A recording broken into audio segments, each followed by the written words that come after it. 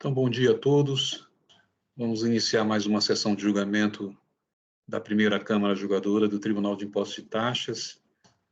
Hoje é o dia 3 de maio de 2022. Estão presentes na sessão, eu conduzindo os trabalhos, o Dr. João Maluf Júnior, temos a doutora Luciana Vendramini, o Dr. Eduardo Soares de Mello, o Dr. Jandir Daliluca e também como representante fiscal, o Dr. Ricardo Dione Fogaça Lobo. Hoje não teremos, então, sustentação oral, não há nenhum patrono inscrito, então vamos passar diretamente para a nossa pauta eletrônica.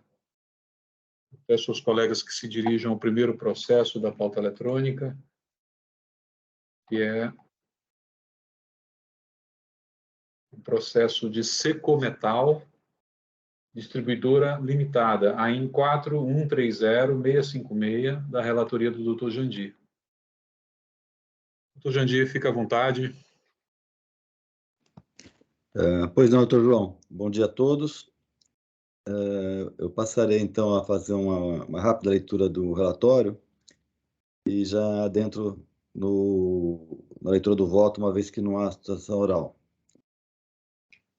O caso trata de 7 acusações, sendo a primeira relativa à falta de pagamento do ICMS, pela emissão de notas fiscais eletrônicas sem destaque, né, do próprio ICMS, devido como se fosse enquadrado no regime do Simples Nacional, embora a empresa já fosse enquadrada no regime periódico de apuração desde janeiro de 2017.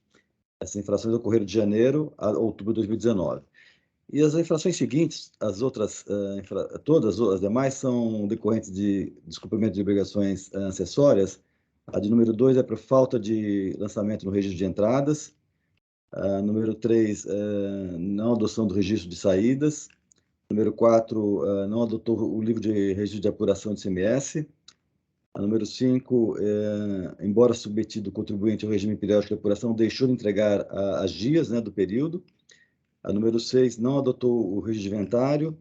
E a número 7, promoveu em outubro de 2019 o encerramento das atividades sem que tenha sido feita a comunicação à Cefaz.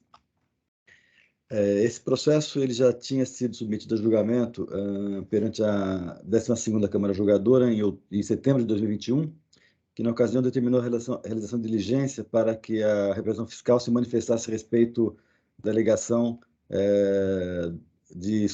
na verdade, não da alegação, mas da possibilidade de exclusão dos responsáveis solidários, evitando na ocasião o que seria a decisão surpresa. E com a medida tendo sido cumprida, os autos retornaram agora para julgamento. Então, vou passar agora, então, a leitura do voto. Primeiro item, eu estou analisando aqui uma preliminar que foi abordada no recurso ordinário, relativa à nulidade decorrente da conexão desse processo com o auto de infração 430.655-7. Então, vamos passar a leitura. Preliminarmente, alegam os recorrentes que o lançamento padeceria de nulidade, pois se baseia na premissa de que a empresa, desde o ano de 2017, já não integrava o Simples Nacional quando, na realidade, essa exclusão decorreu do auto de final 655-7, que foi objeto de recurso, estando os dois lançamentos interligados. Contudo, não foi produzida qualquer prova dos autos a respeito da suposta relação de conexão com a presente autuação e a que teria sido objeto do mencionado auto de infração, que, conforme a informação pública disponibilizada nessa data na página da internet desse sodalício, se encontra com recurso especial interposto pela Fazenda Pública em processamento. Não obstante, o parágrafo 1º do artigo 7º do Regimento Interno do TIT assim dispõe, né? Aqui eu transcrevo o artigo 7º, que diz o seguinte: admitido e processado o recurso, o processo será distribuído aleatoriamente a juiz relator por sistema eletrônico de de dados. Parágrafo 1º. Cabe ao presidente do tribunal apreciar o pedido efetuado pelo juiz relator de ofício ou por provocação da parte de distribuição por conexão, continência de processo que se encontra na mesma fase recursal e em condições de julgamento. Prosseguindo, então, a leitura do voto. Dessarte, por não ter sido demonstrada a relação de prejudicialidade entre os feitos, se ele se encontrar em fase pessoal distinta, não há vinculação entre os julgamentos a ser reconhecida. Então, só fazendo um resuminho, seja porque a parte não demonstrou, na verdade, a existência desse auto e o teor do auto, né? E também seja porque os processos estão em fases pessoais distintas, não havia que se reconhecer essa relação de prejudicialidade e conexão entre os feitos. Prosseguindo, preliminarmente, da nulidade por erro de tipificação. Ainda preliminarmente, sustenta os recorrentes que a auto-infração seria nulo, pois apontou como suporte legal o artigo 509 do regulamento, quando o método adotado para apuração deveria ter sido ancorado no artigo 509-A, inciso 1º, porquanto teria sido constatada omissão de operações dos anos calendário examinados, 2017 e 2018, em face do lamentamento financeiro apurado dos quadros demonstrativos que instruíram o lançamento. Sucede, todavia, que os argumentos desenvolvidos não se encontram, ou melhor dizendo, não encontram correspondência com a matéria versada nos autos, que não trata de acusações lastreadas em qualquer dos dispositivos legais mencionados e nem se refere ao lançamento do ICMS por força de levantamento financeiro. Por tais razões, não merece conhecimento o pedido, né? Só uma observação, pelo que eu percebi, essa alegação, essa preliminar foi copiada, né, do recurso que foi apresentado no outro processo, que mencionado no tópico anterior, que aquele processo, sim, talvez falasse sobre levantamento fiscal. Esse aqui nosso não fala, então é uma matéria que não comporta conhecimento de fato. Prosseguindo, o próximo item do artigo 85-A da Lei 6.374 de 89. Defende os recorrentes que é imperativa a adoção da benesse do artigo 85-A da Lei 6.374 de 89 para a devida quantificação das multas aplicadas, que não foi levada em consideração sob a indicação em todos os itens das 3 figuras constantes no parágrafo 2º daquele dispositivo, quais sejam o dolo, fraude ou simulação, sem que tenha sido apontada ou especificada quando atípica ou indicada ou indicada qual figura excludente seria configurada. A respeitável decisão recorrida assim tratou da questão. Daí que eu transcrevo esse trecho, né, que diz o seguinte: desse modo, o comportamento deliberado do contribuinte em omitir informações e não cumprir obrigações acessórias previstas na legislação, se mantendo inerte, inclusive não colaborando com o desenrolar do trabalho fiscal, caracteriza, por si, a intenção de se esquivar, em última instância, ao pagamento do tributo, justificando, assim, a não adoção do artigo 85-A da Lei 6.374 de 89, relativamente às demais infrações do auto. Logo, pode-se afirmar que o contribuinte regularmente notificado, ao não recompor a sua escrita fiscal e ao não transmitir os arquivos EFD, agiu de forma intencional, por consequência, consciente das penalidades previstas na legislação.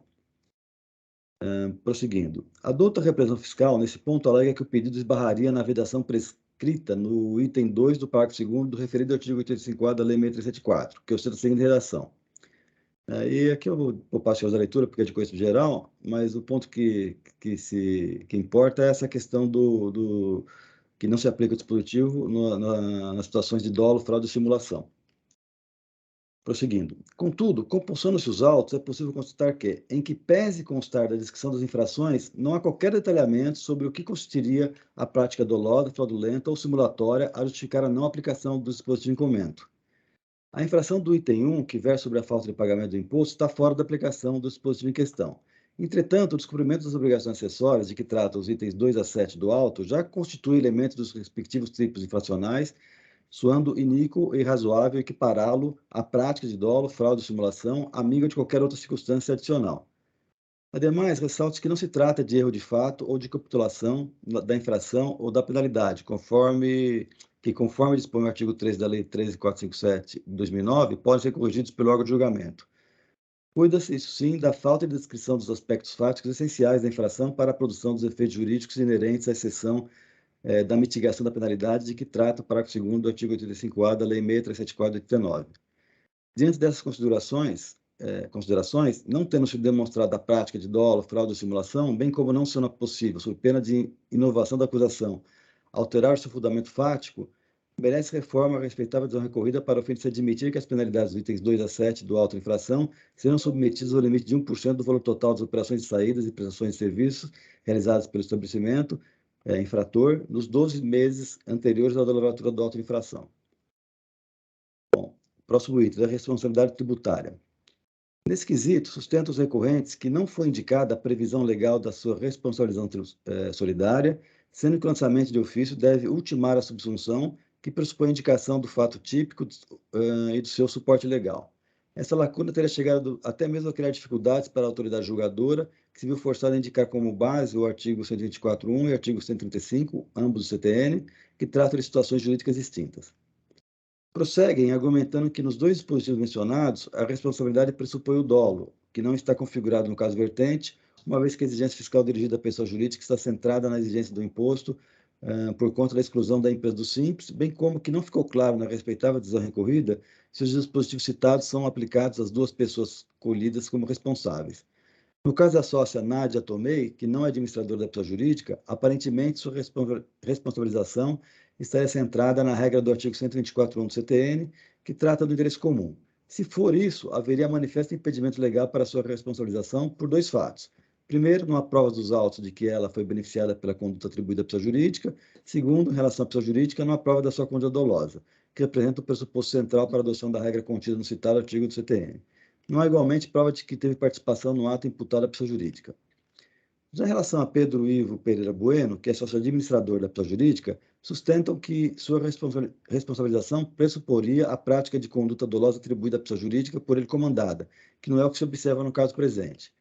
Pois bem, no julgamento anterior, proferido pela 12ª Câmara Julgadora, em sessão de setembro de 2021, já se antevendo a possibilidade de exclusão dos responsáveis solidários da LIDE, foi determinada a realização de diligência para que a douta representação fiscal se manifestasse a respeito desse tema. Em resposta, foi apresentada a manifestação de folhas 241 e 263, onde a douta representação fiscal, num longo arrazoado, onde também aborda várias questões de índole extraprocessual, defende, a partir de uma kafkiana interpretação do artigo 134 do CTN, a possibilidade de a falta de indicação da base legal e das condutas que serviram para suportar o auto de infração ser suprida posteriormente.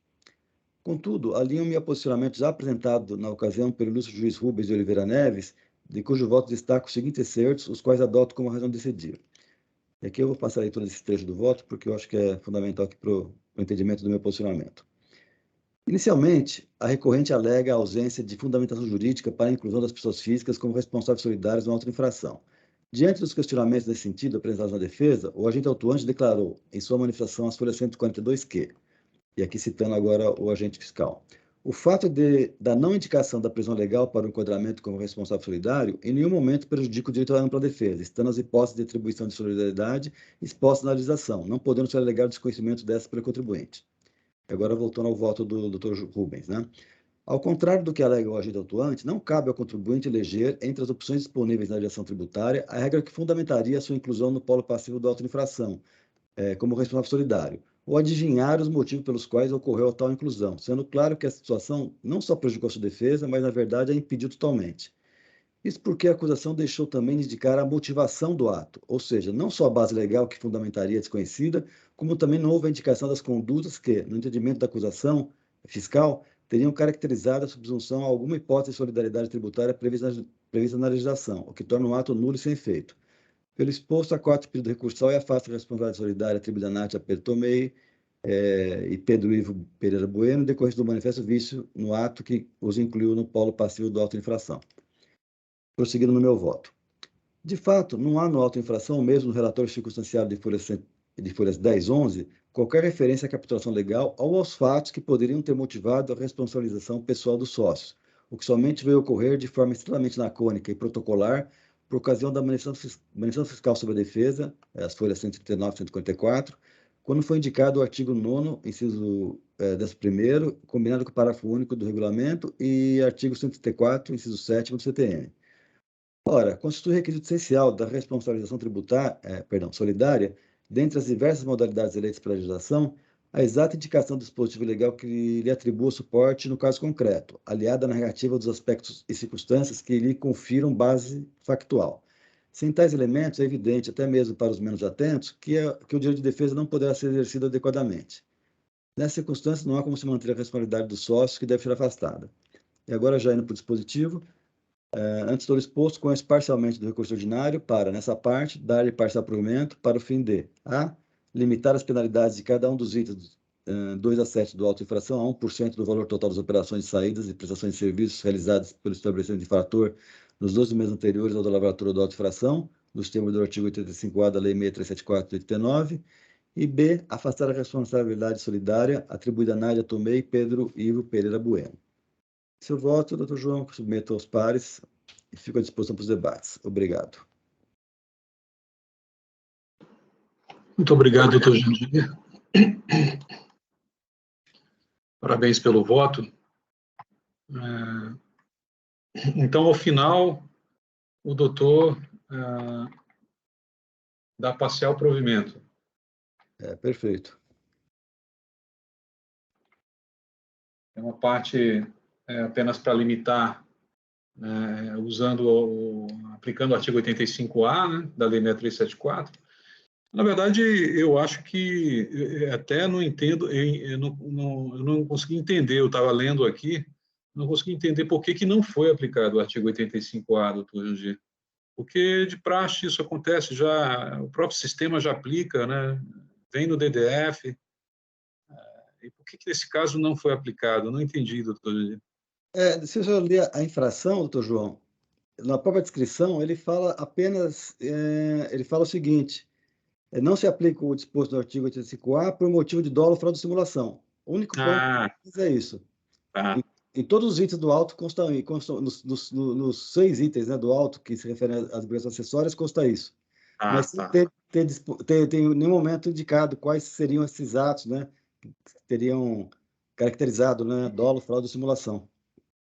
Senhor presidente, com licença, posso só abordar uma questão? Sim, pois não. Na verdade, assim, o entendimento da representação, conforme as suas contrarrazões ao recurso ordinário, com relação ao 85A, não é especificamente a dolo, fraude ou simulação sobre as acusações do item 2 a 7, e sim sobre o não fornecimento ao fisco das informações econômicas fiscais. Os cernes das acusações são claros nesse sentido. Não apresentação de livro, o item 2, por exemplo, não adotou o livro de registro de entrada, embora tivesse obrigado. A acusação 3, não adotou o livro de registro de saída. Então, quer dizer, a abordagem, no nosso parecer, ela até nós destacamos, não foi o item 1 do parágrafo 2º, dolo, fraude ou simulação. Nós destacamos as folhas 231, o item 2. Não se aplica o disposto do 85A nas hipóteses de não fornecimento ao fisco das informações econômicas fiscais exigidas pela legislação relativas às operações ou prestações. Então, quer dizer, evitaria essa questão da valorização do dolo ou fraude, seria uma questão mais objetiva mesmo no entendimento da representação, por isso até que não veio a aplicação desde o início. Porque se não apresenta um livro, é uma questão objetiva, apresentou ou não apresentou? Não apresentou. Então, quer dizer, se não apresentou, o fisco não teria as informações necessárias para fazer a fiscalização, fazer todas as verificações. Então, seria mais uma questão objetiva mesmo. Perfeito, obrigado, doutor Ricardo. Nós vamos abrir o debate aqui, ainda teremos a oportunidade de ouvir o doutor Ricardo. Eu vou passar a palavra em seguida para a doutora Luciana, mas e aí, se o doutor Jandir quiser comentar alguma coisa a respeito dessa questão que o doutor Ricardo colocou, mas eu só vou adiantar que, em relação a essa questão da aplicação do 85A, eu realmente estou em dúvida, né? Eu acho que não ficou muito claro ao longo do processo, né? De fato, né? A fiscalização entende que é porque houve realmente caso de fraude, dolo e simulação e, portanto, não aplicou 85A, né? Então, me parece um pouco, eu diria assim, trazer essa questão agora, né, de não ter apresentado informações econômicas fiscais, eu fico um pouco incomodado com isso, né? Mas eu estou em dúvida, né? Eu estou em dúvida. Eu gostaria de ouvir aí os colegas, né? Agora, em relação à questão da solidariedade, doutor Jandir, se me permite, né, a Câmara Superior tem uma jurisprudência antiga, né, pacificada já, né, que diz que é necessário que o auto de infração venha com a capitulação da responsabilidade solidária, senão isso é uma nulidade absoluta, né? Então, isso está pacificado na Câmara Superior, tem diversas decisões ao longo de vários anos, desde as câmaras reunidas, que é necessário trazer, porque senão gera lesão ao direito de defesa, né? Então, até a decisão da Câmara anterior, que converteu em diligência, pediu para a representação fiscal falar, eu realmente não estou criticando, né? Mas, na minha opinião, era completamente desnecessária nesse caso, né? Primeiro porque não é nem o caso de se tratar de decisão surpresa. Uma vez que estava no recurso, o contribuinte vinha alegando no recurso, então não é o caso de se falar em vamos resolver isso mandando para a representação fiscal para que não tenha decisão surpresa. Não, em relação a essa questão, não seria decisão surpresa, porque está sendo tratada no recurso e tal. Eu não sei, foi talvez por uma dúvida mesmo do julgador, né, da Câmara, que enviou para que tivesse mais subsídios para julgar, né? Mas, na minha opinião, eu já tive votos nesse sentido, né? Eu acho que é bastante razoável, né? O que o contribuinte está alegando, no sentido de que isso deveria estar claro desde o início, né? Isso deveria estar no auto de infração. Isso é fundamental, na minha opinião. O fato de haver manifestação fiscal, e ali se falar do artigo 134, e mesmo da questão do artigo 11, né, do RICMES, né, do interesse comum, eu vejo que não supre, né, na minha opinião. Teria que vir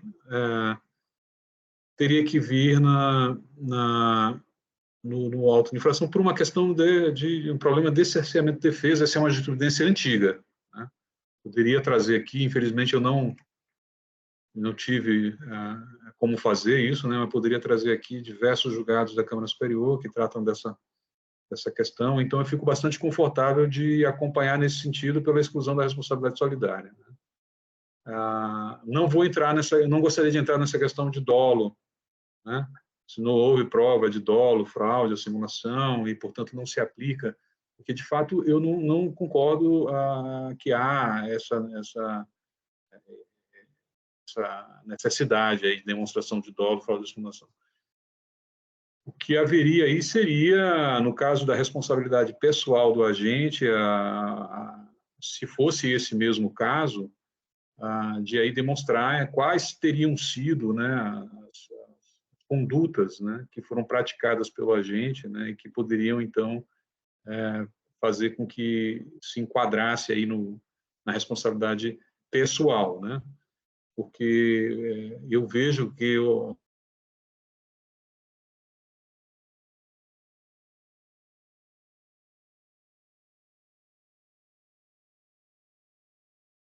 doutor João perdeu a conexão.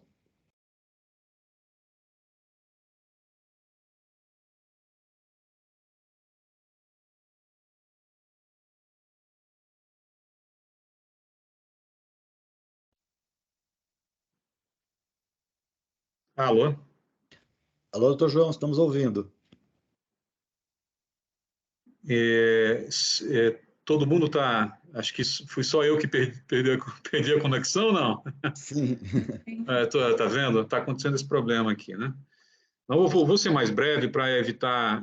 então, eu diria assim, também não preparei nenhum voto aqui de preferência, né? Então, para não ter que tratar de todas as questões, né, particularmente aí de cada uma delas, né, especificamente, eu vou acompanhar o doutor Jandir, né, pela conclusão da exclusão da responsabilidade solidária. Ainda me ouvem? Sim, estamos ouvindo sem a sua imagem, mas estamos ouvindo. Tá. E vou, então, passar a palavra para a doutora Luciana fazer as suas considerações. Doutora Luciana. Ok, obrigado, presidente. Mais uma vez, bom dia a todos. Gostaria de parabenizar o doutor Jandir, um excelente voto, muito bem estruturado. Eu gostaria de pedir vista nesse caso, presidente. Eu acho que é uma matéria que eu gostaria de me debruçar com um pouco mais de calma sobre ela. Perfeito. Mas, diante da vista, não sei se o doutor Eduardo quer fazer alguma consideração. Doutor Eduardo. Não, nenhuma consideração. Tenho até já meu posicionamento firmado, mas eu prefiro não externá-lo, já que a doutora Luciana vai pedir a vista do processo, e aí eu me manifesto, então, depois. Perfeito. Muito obrigado, doutora Luciana, doutor Jandir. Vamos, então... O doutor Jandir já registrou o voto? Eu já registrei, doutor João. Eu só queria fazer duas colocações. Perfeito. A primeira, em relação ao que o doutor Ricardo mencionou no início da sua manifestação, né? De fato, a repressão fiscal ela apresenta essa tese, né, de que seria aplicado não o inciso 1º, mas sim o inciso 2º, o parágrafo 2º do artigo 85A, né? O inciso 2º que fala que que não se aplica o artigo 85A em decorrência do não fornecimento ao fisco das informações econômicas e fiscais, né? Mas eu entendi que não deveria ser aplicado esse dispositivo, uma vez que ele não está fazendo parte da acusação. Era bem claro, né, indicar o inciso primeiro, né, que trata de dolo, fraude e simulação, no que concerne ao artigo 85A. E com relação ao que o senhor mencionou, nós não divergimos, né? Eu, na verdade, no item 28 do voto, eu até falo que constitui requisito essencial da responsabilização tributária, dentre outras, né, a indicação, né, do dispositivo legal, né, que atribua suporte ao caso concreto, aliada à narrativa dos aspectos e circunstâncias que lhe confiram a base factual, ou seja, o dispositivo legal e por que está aplicando o dispositivo legal. Eu não menciono dolo, fraude e simulação nesse item do auto, tá bom? Então, é só feito esses esclarecimentos para não deixar dúvidas. Obrigado. Perfeito, obrigado. A doutora Luciana já fez o pedido de vista, já foi concedido, então esse processo da Secometal Distribuidora Limitada, aí 4130-656, sai em vista para a doutora Luciana Vendramin.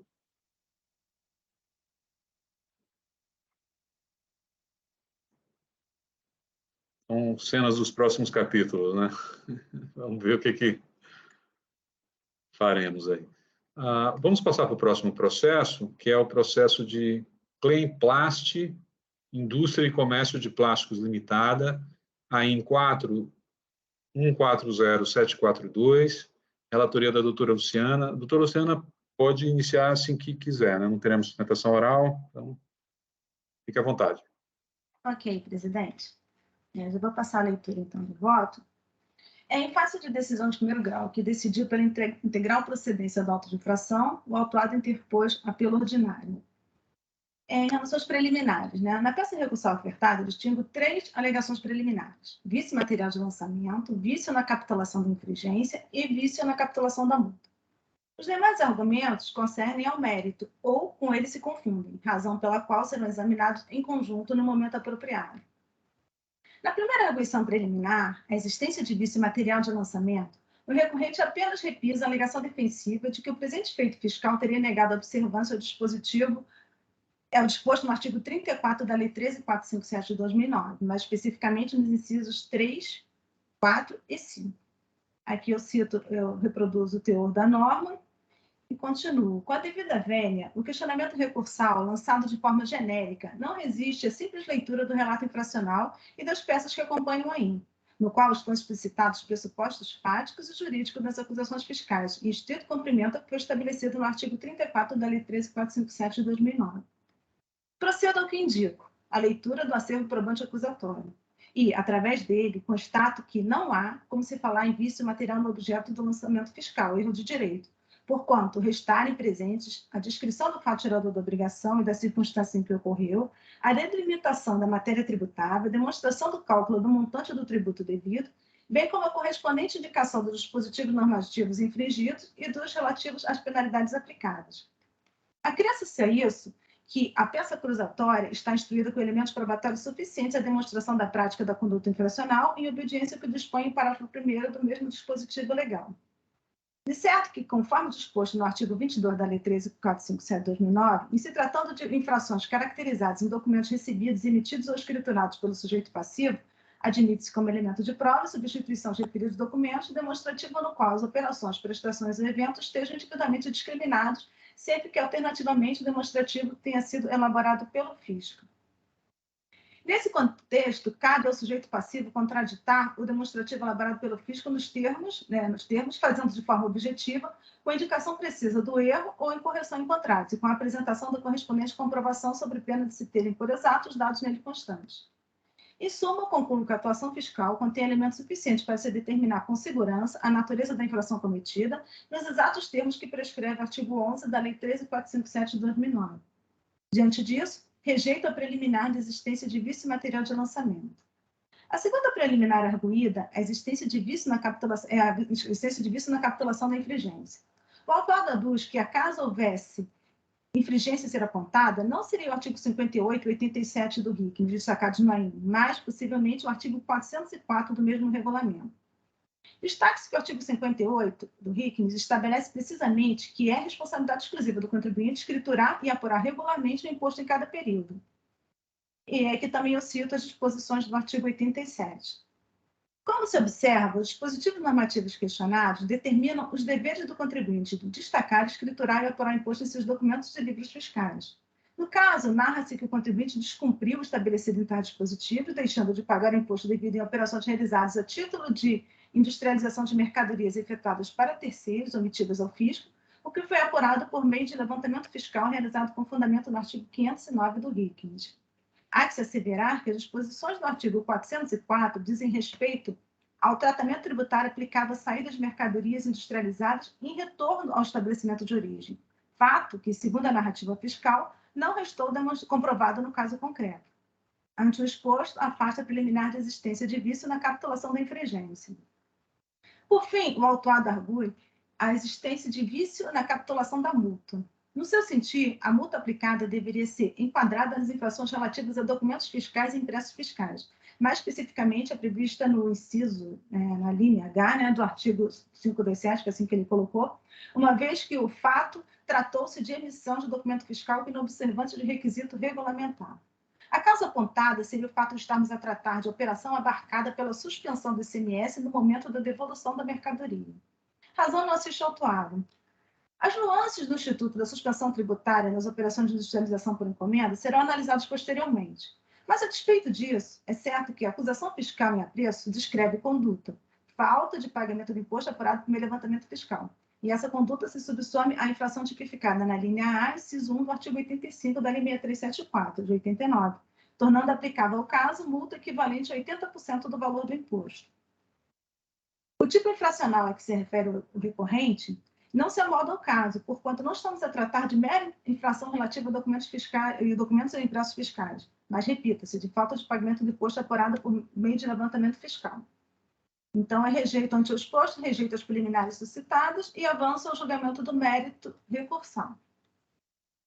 Inicialmente, eu trato das condutas infracionais. Primeiro, o autuado ele aduz que ele é uma empresa que atua no ramo de fabricação de embalagens de material plástico e recebe diversos pedidos de industrialização por encomenda, onde recebe pedidos dos seus clientes para beneficiar determinadas espécies de insumos e, posteriormente, remeter o material acabado para os seus clientes. No outro vértice, a autoridade fiscal relata que o presente auto de infração decorre da apuração do movimento real tributável do estabelecimento autuado por meio de levantamento fiscal, em que foram considerados os valores das mercadorias entradas, das mercadorias saídas, do estoque inicial e final, de acordo com a natureza das operações de industrialização, tal como foi declarado pelo contribuinte em seus registros fiscais. Veja-se que as infrações fiscais relatadas nos itens 1 e 2 do AIN são de mesma natureza, distinguindo-se apenas quanto ao período da apuração. Narra-se a falta de pagamento do ICMS em decorrência das diferenças apuradas em operação de remessas e retorno de mercadorias em título de industrialização efetuada para terceiros, efetuado com fundamento no artigo 509 do RICMES, nos exercícios de 2016, item 1, e 2017, item 2, conforme demonstrativo de folhas 8. Eu traço aqui, em síntese, então, as diferenças apuradas pelo fisco, exatamente em relação aos exercícios, como foi identificado, e o montante também do imposto calculado, a alíquota de 18%. Para comprovar a prática da conduta infracional, o autuante juntou o demonstrativo, livro de registros de inventário, os livros de registro de entrada e de saída. Então, passo às alegações de mérito. O autuado se insurge contra a metodologia de apuração fiscal, aduzindo a impossibilidade de aplicação do levantamento fiscal ao caso. A seu ver, a utilização da norma prevista no artigo 509 do RICMES seria exceção, mormente ante o disposto do artigo 148 do CTN. Contudo, trata-se de evidente confusão, a fazer às vezes de contestação. O arbitramento, tal como previsto no artigo 148 do Código Tributário Nacional, é procedimento fiscal destinado a apurar a base de cálculo do imposto em caso em que sejam omissos ou não mereçam fé as declarações ou os esclarecimentos prestados, os documentos expedidos pelo sujeito passivo ou pelo terceiro legalmente obrigado, que em nada se confunde com o levantamento fiscal, que tem suporte de validade no artigo 509 do RICMES. Nós não estamos tratando de casos em que as declarações do contribuinte não mereçam fé ou que sejam omissas as declarações ou os esclarecimentos prestados.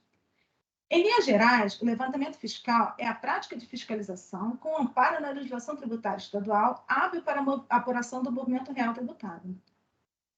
O comando normativo do artigo 509 do RICMES autoriza que o movimento real tributável realizado pelo estabelecimento em determinado período seja apurado por meio de levantamento fiscal, no qual poderão ser usados isolados ou conjuntamente valores de mercadorias, entradas, saídas, estoque inicial final, dos serviços, despesas, outros encargos, lucros, bem como outros elementos informativos.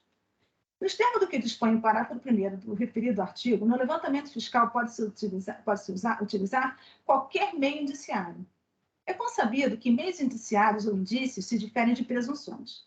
Indícios são circunstâncias conhecidas e comprovadas, como as diferenças apuradas por meio de levantamento fiscal realizado com base nos dados obtidos a partir dos registros fiscais eletrônicos do estabelecimento atuado, que seria a base fática da presente acusação fiscal, e lá do outro, se diz que presunções se constituem processos de raciocínio dedutivo que conduzem à conclusão da ocorrência de um fato, esse fato presumido, quando se sabe do acontecimento de outro, na verdade, um indício.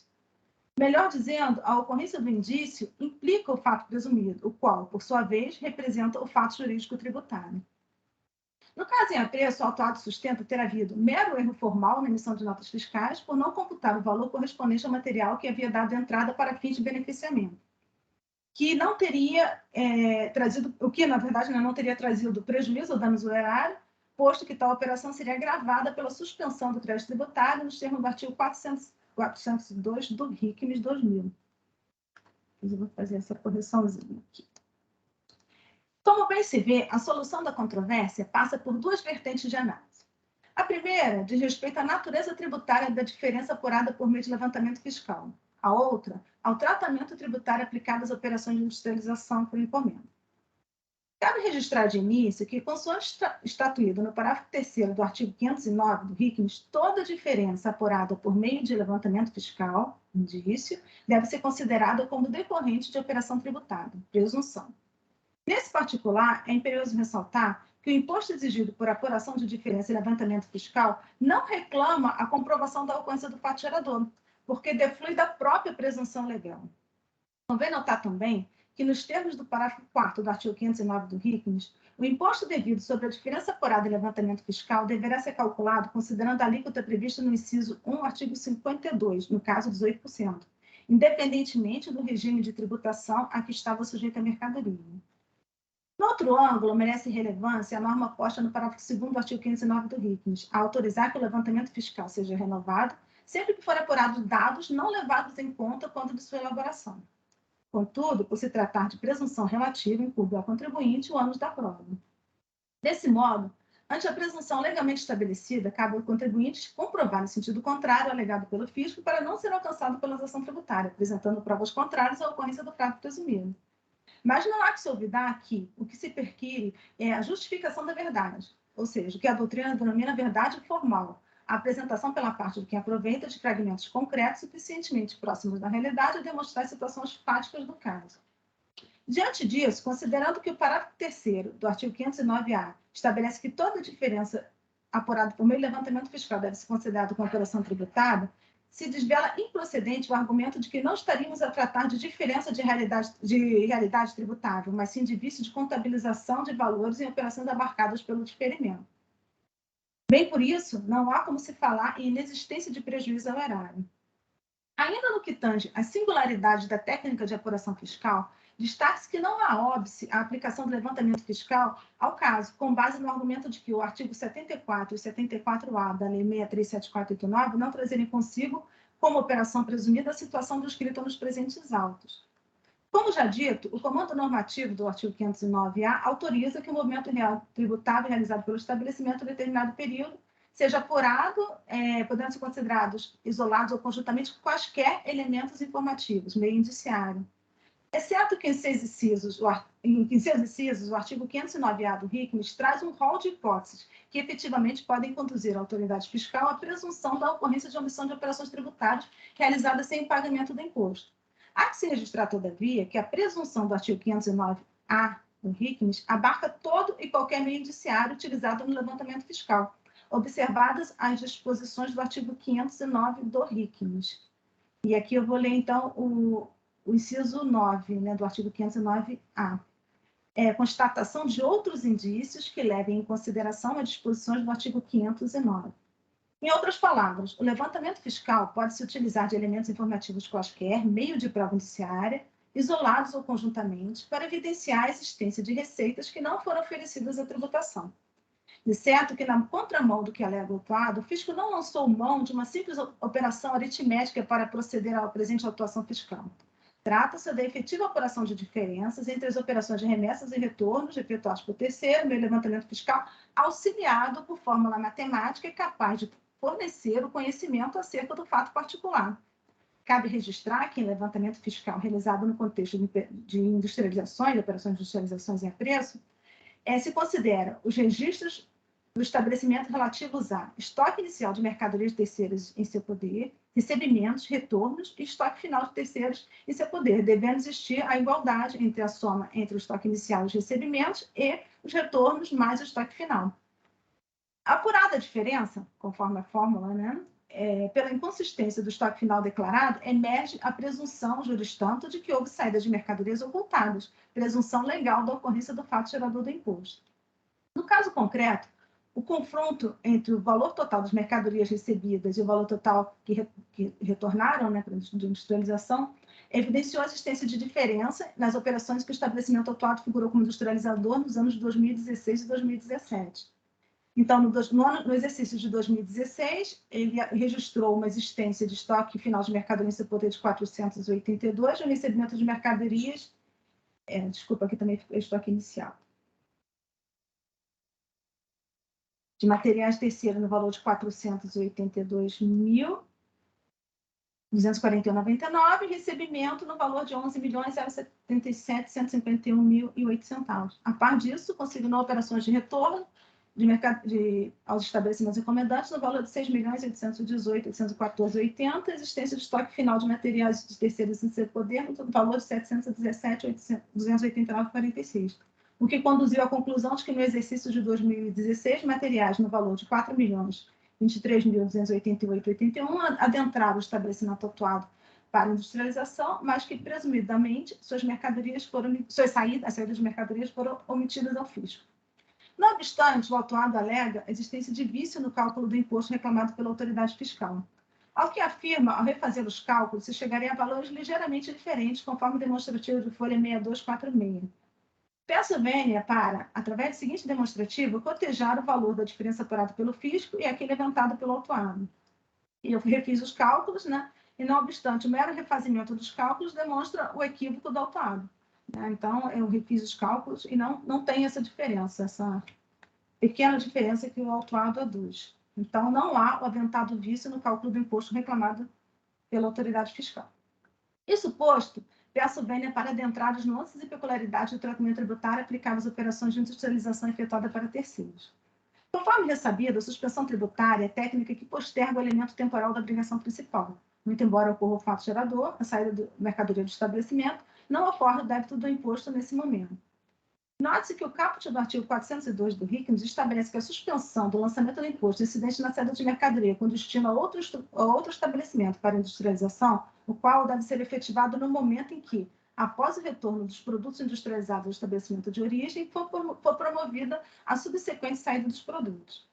Além disso, nos termos do que dispõe o item 2 do parágrafo 2º do sobredito artigo, a suspensão compreende também a saída promovida pelo estabelecimento industrializador em retorno ao autor da encomenda. De forma bastante simplificada, o seguinte gráfico pode ilustrar o referido tratamento tributário. Faço aqui um infográfico para melhor ilustrar.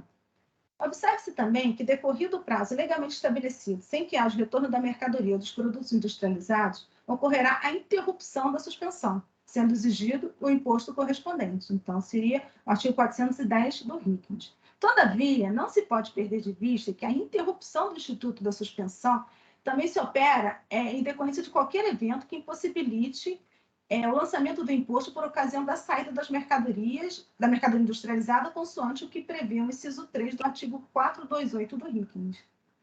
Então, são duas hipóteses. A primeira seria o não retorno, né, no prazo estabelecido, e outro seria qualquer evento, né, que impossibilite o lançamento no momento previsto, né? Em havendo interrupção da suspensão, cabe, então, ao contribuinte promover o recolhimento do imposto devido na forma prevista no artigo 430 do RICMES. Na ausência do referido recolhimento, deve a autoridade fiscal exigir o imposto por meio de auto de infração. Em caso fechado todos os elos da cadeia normativa de regência, o fisco deduziu com relativa certeza, presunção relativa, a ocorrência da falta de pagamento do imposto decorrente da interrupção da suspensão do imposto sobre operações de industrialização para terceiros, a partir de um fato existente, ou seja, o indício, a diferença de valores indicado nos livros e documentos fiscais pelo contribuinte. Então, é algo provado, as diferenças existem, a partir delas, se configuraria um indício, eu poderia presumir que houve falta de pagamento do imposto decorrente dessa interrupção. Onde se vê que estamos a tratar, então, da interrupção da suspensão do ICMS que havia na saída promovida pelo estabelecimento industrializador em retorno aos autores da encomenda, uma vez que, presumidamente, os produtos entraram no estabelecimento atuado para industrialização, mas, para fins fiscais, não retornaram aos estabelecimentos encomendantes.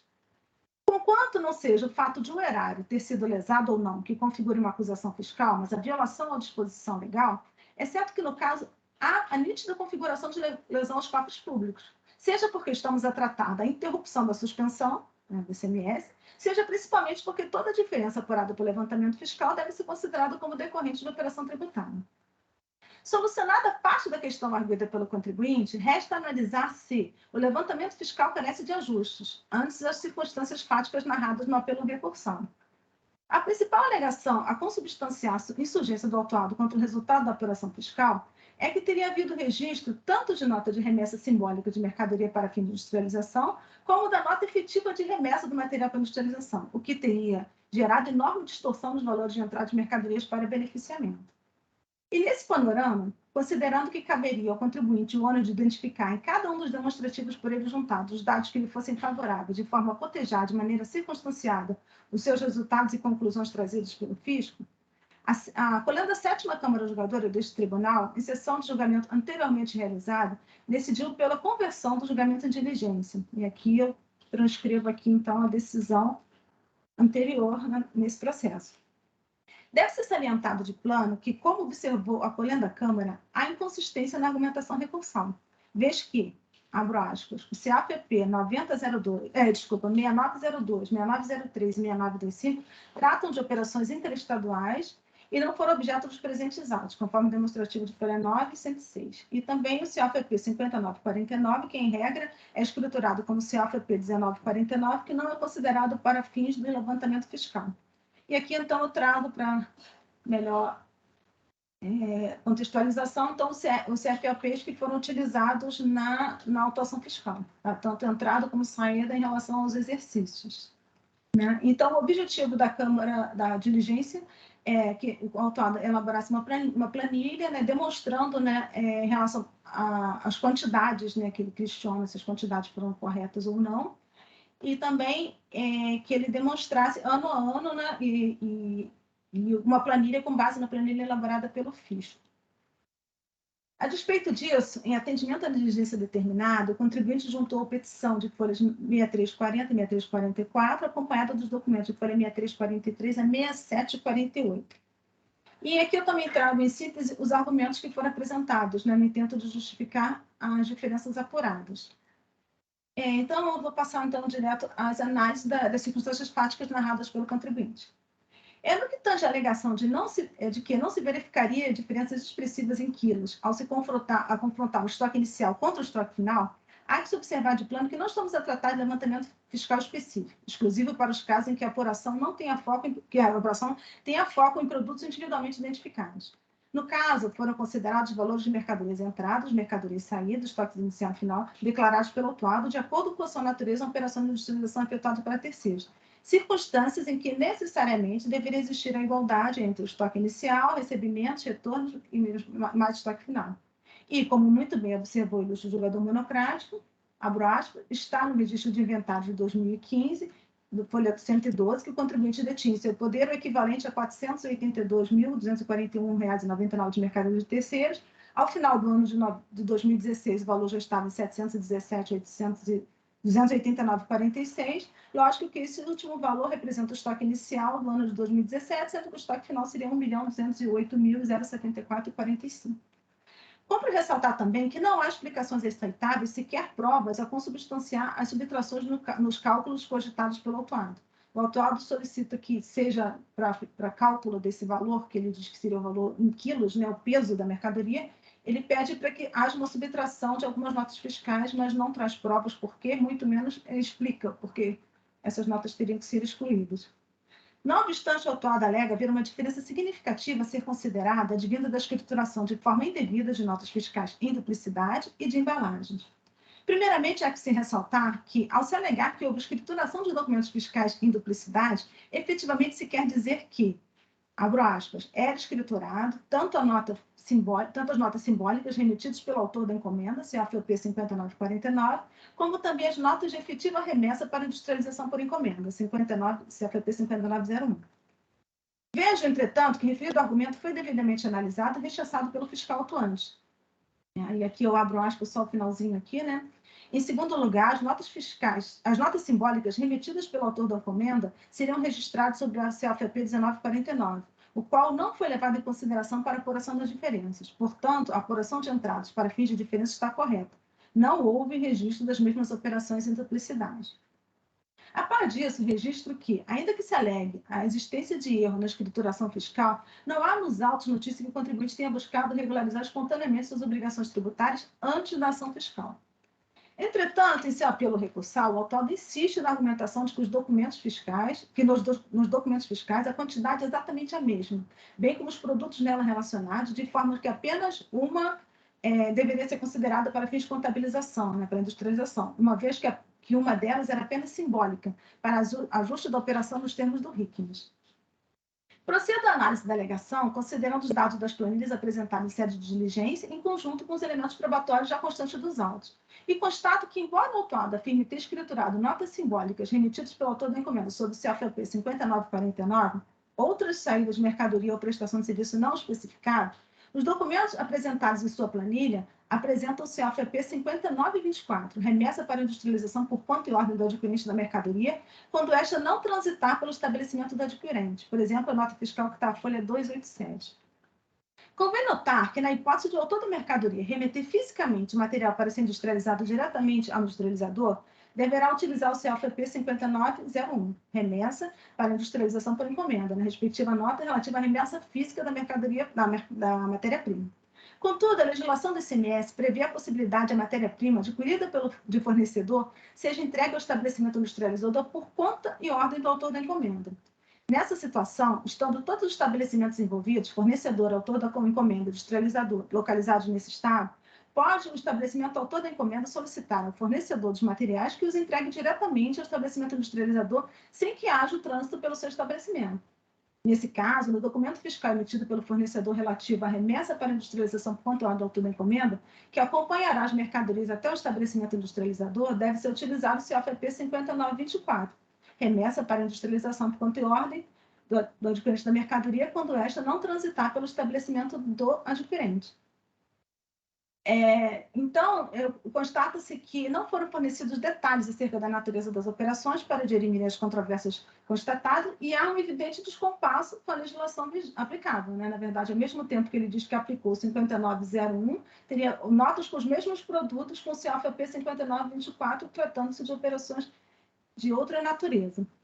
O que, ao fim e ao cabo, pesa em desfavor da pretensão probatória do autuado.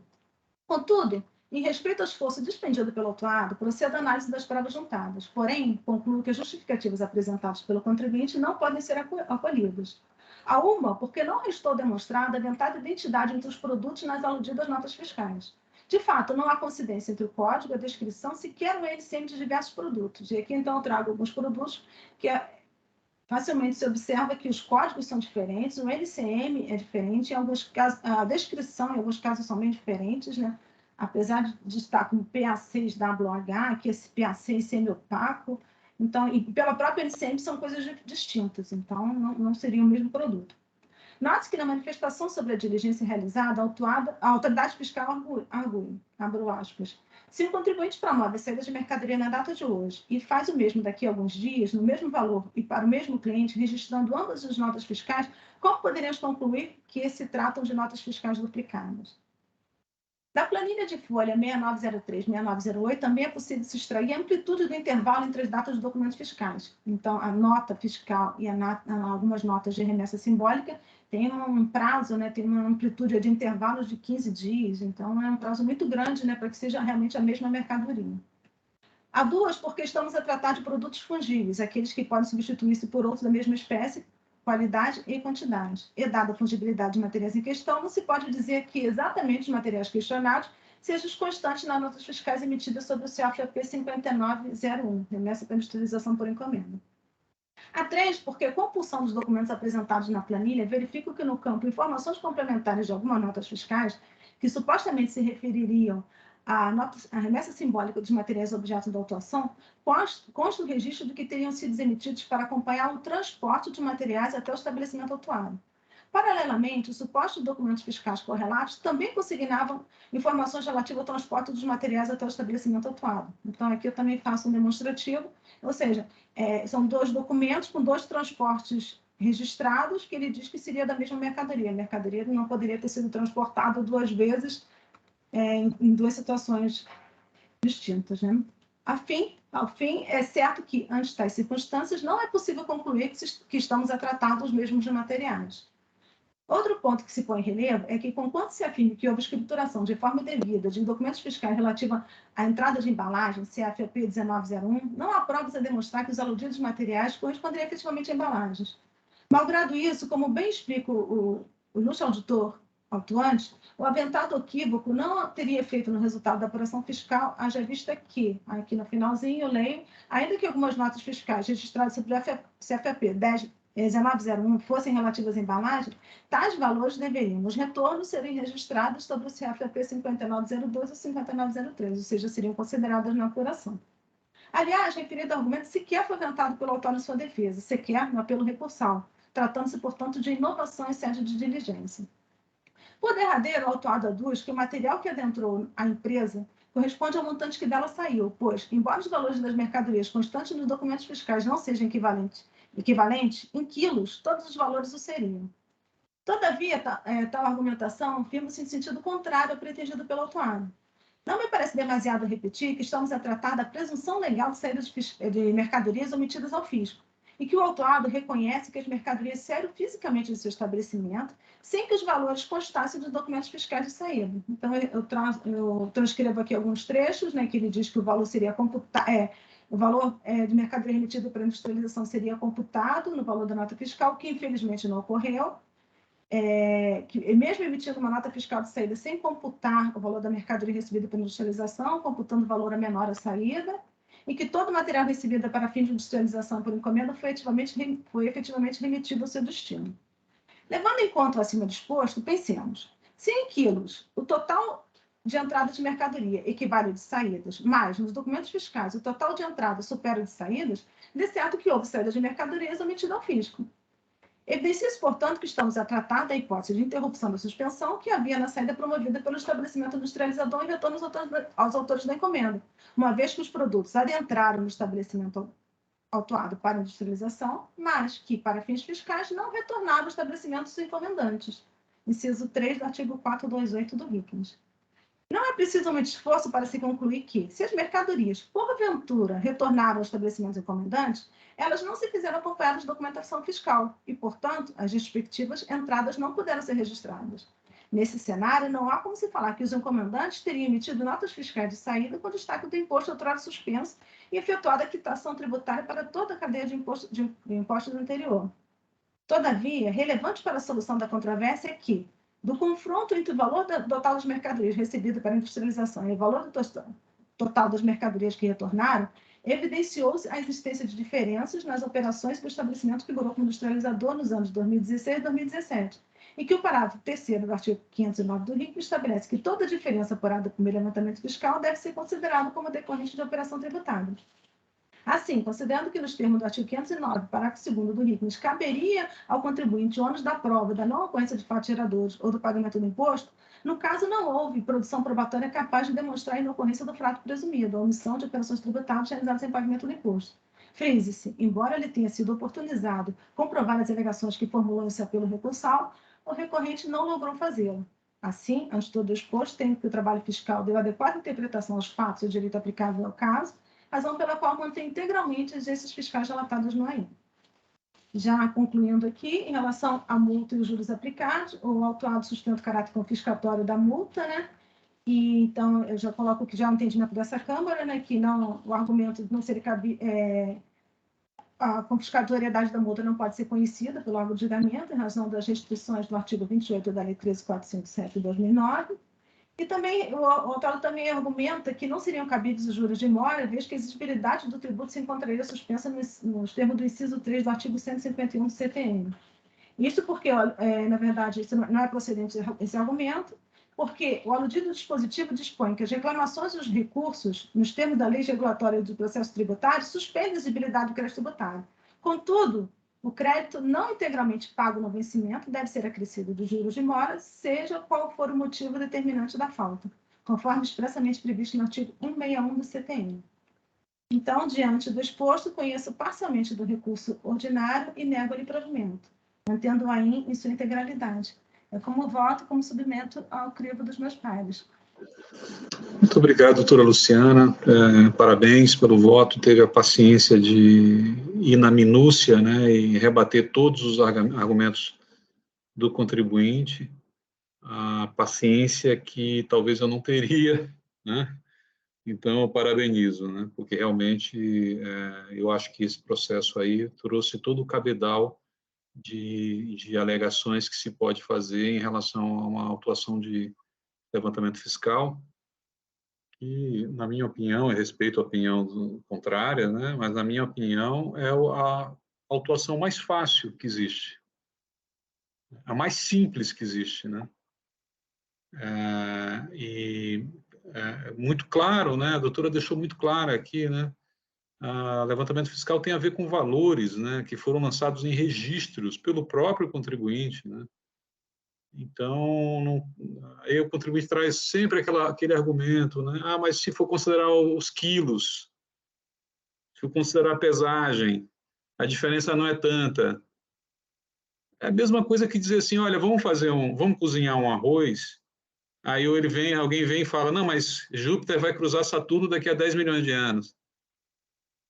Não tem, são argumentos que realmente não têm mais o menor cabimento. Eu acho que talvez queira impressionar o incauto, né? Mas a gente vê que nas câmaras julgadoras há competência suficiente para entender o que é um levantamento fiscal, né? E esse tipo de argumento não faz muito sentido, né? O que o contribuinte tem que fazer é o seguinte: eu registrei tais valores, e aí, no final das contas, houve uma diferença que foi apurada, né, por meio de levantamento fiscal, né? E aí há uma presunção legal de que isso é uma evidência de omissão, né, de movimento tributável, né? Então, o que eu faço? Eu tenho que dizer o seguinte, olha, eu registrei errado, né? Desculpa, mas não é não é toda essa diferença. A diferença, uma parte foi porque eu registrei errado, né? Mas aí o contribuinte vem, não, mas se fosse por quilo, não teria tanta diferença. Não, mas desculpa, você registrou o valor, né? Você registrou os valores. Levantamento fiscal não tem a ver com quilo, com valor. Até essa discussão do retorno das mercadorias, porque veio com o CEFOP e tal, e o CEFOP e tal não foi considerado, né? Não faz sentido, né? Não faz o menor sentido, né? O levantamento fiscal é a coisa mais simples, né, que existe, né? Essa discussão do 509A, né? A diferença do 509A para o 509 é que o 509A é uma presunção direta. Você não precisa apurar o movimento real tributado né? Desculpa, eu estou ensinando Pai Nosso a Vigário, que todo mundo aqui sabe, né? De tudo isso. Mas eu preciso colocar esses pontos. Não adianta vir com essas discussões, né? Eu acho que aí o 509A é uma presunção direta. Não precisa, pelo 509A, não precisa apurar o movimento real tributável, né? Não tem necessidade. É uma presunção direta. Você verificou, né, que houve ali suprimento de caixa, né, que houve, por exemplo, também então, várias questões, né, saldo credor no caixa, que houve uma obrigação que no passivo, que ainda está no passivo, mas que se comprova que já foi paga, né? Então não tem que levantar, não tem que apurar movimento real. Isso aí é presunção direta, né? Então presume-se direto que isso é omissão de receita. Então são coisas assim que o contribuinte às vezes ainda insiste, né, de ficar trazendo. E a doutora Luciana foi bastante criteriosa e teve a paciência de abordar cada uma das afirmações, né, do contribuinte. Então, parabenizo pelo voto e eu vou acompanhá-la integralmente. Doutor Jandir? Não, doutor Eduardo, né? Doutor Eduardo. Não, perdão, doutor Eduardo pede para ficar por último. Desculpa, é o contrário. Eu sempre... Doutor Jandir. Pois não, doutor João. Eu também parabenizo a doutora Luciana, né, pelo voto, que acabou analisando de forma detalhada, né, e primorosa toda a matéria de fato, né, de direito abordada no recurso ordinário. Como bem lembrado aí pelo doutor João, né, as questões relativas a levantamento fiscal, elas são de ordem matemática, né, algébrica, ou seja, implicam na avaliação do estoque inicial, mais entradas, menos saídas, e que tem que corresponder, né, ao estoque final. E se isso não ocorrer, haverá discrepância, né, da qual decorre a presunção de ocorrência de operação tributável, né? Então, de fato, apesar de cada caso, né, ter suas peculiaridades, mas ao fim é isso, né, que nós estamos tratando, de operação matemática, né?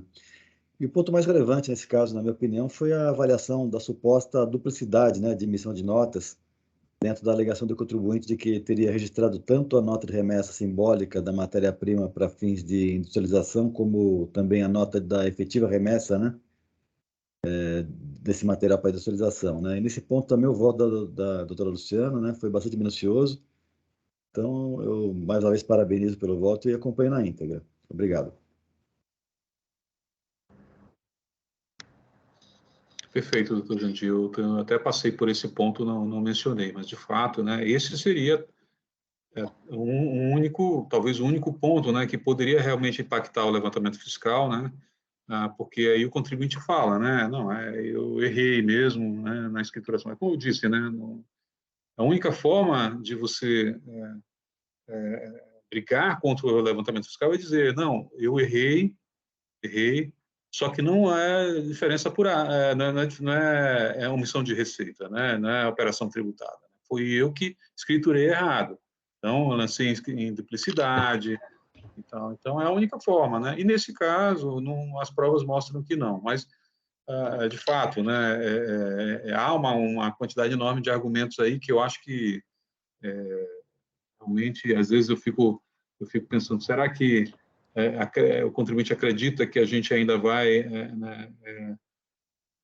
se enganar, né, e ir na onda, né, de alguns desses argumentos, né, eu fico realmente meio perplexo, né? Talvez, é claro que sempre o contribuinte tem o direito de se defender da forma que quiser e falar o que quiser, claro, sendo respeitoso no processo e tudo, né? Mas eu fico pensando, às vezes tem coisas que não precisa mais, né? Ofende um pouco a inteligência, né,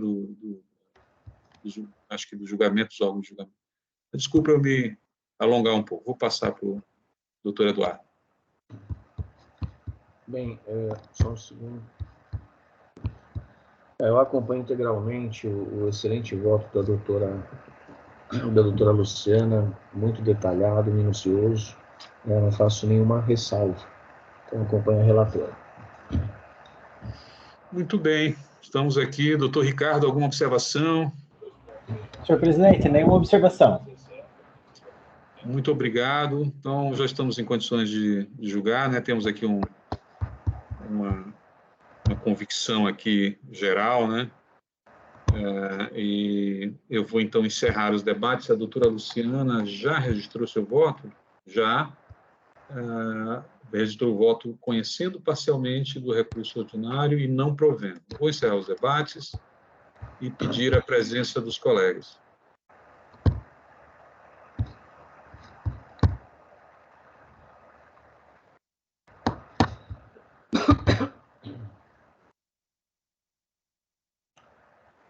Só um segundo, eu tive um pequeno problema aqui, mas já consigo confirmar a presença.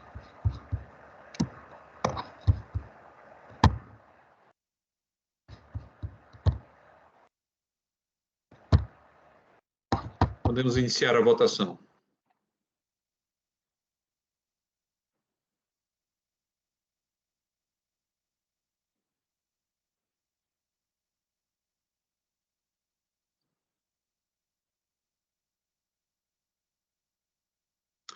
A votação realizada, processo de Clemplast, Indústria e Comércio de Plásticos Limitada, AIM 4, 140, 742.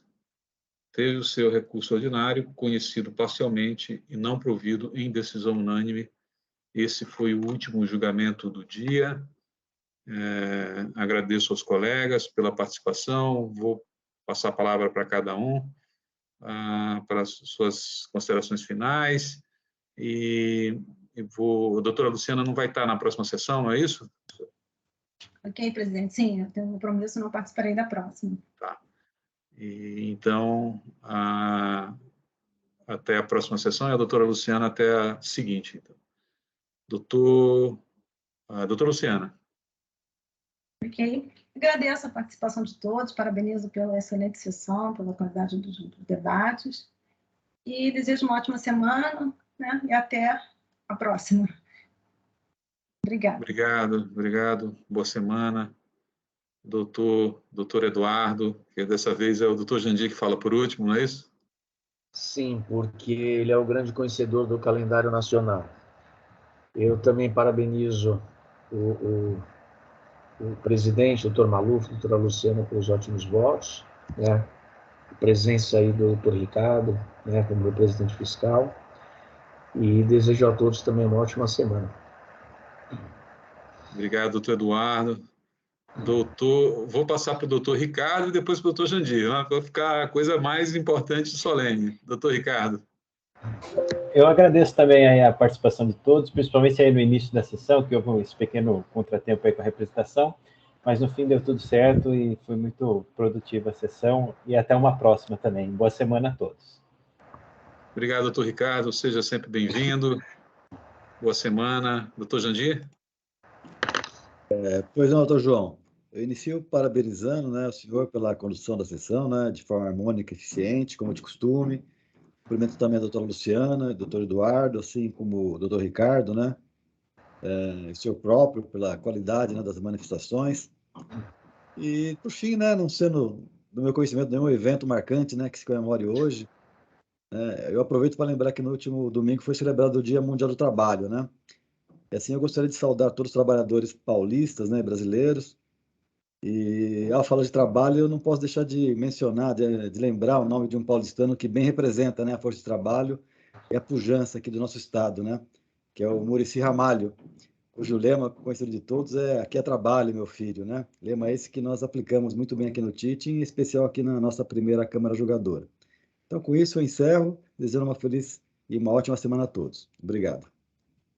Figura impoluta e bastante, né, unânime, né, o doutor Muricy Ramalho. Muito bem lembrado, doutor Jandir, realmente agradeço aí. Alguém quer falar alguma coisa? O Eduardo quer falar alguma coisa, né? Do Muricy aí, não. Não, o doutor Jandir também colocou, né, aqui na Câmara, a eficiência, né, que é um dos princípios informadores do processo administrativo, e o Muricy também muito eficiente nas palavras, econômico e objetivo nas entrevistas, né? Então também tem essa semelhança, não só o trabalho, como a objetividade, né? Apenas isso. Doutor Ricardo, não estranhe, essa é uma Câmara que tem uma presença aqui, uma pressão tricolor aqui, viu? Fique tranquilo. Viu? Tudo bem, sem problema. A gente só dá espaço ao Flamengo em razão do Zico, pelo que o Zico proporcionou. Né? Exatamente. Senão, teríamos outro tricolor e o Dr. Maluf certamente pediria uma substituição. Exatamente. Não, em homenagem àquele campeonato mundial lá de 1982. 81. 81. Maravilha. Muito obrigado, então, a todos. E tenham uma boa semana. Até a próxima sessão. Vamos ficando por aqui. Essa foi a sessão de julgamento da primeira Câmara Julgadora do Tribunal de Impostos e Taxas do dia 3 de maio de 2022. Um abraço. Obrigada, gente. Obrigada, doutor Ricardo.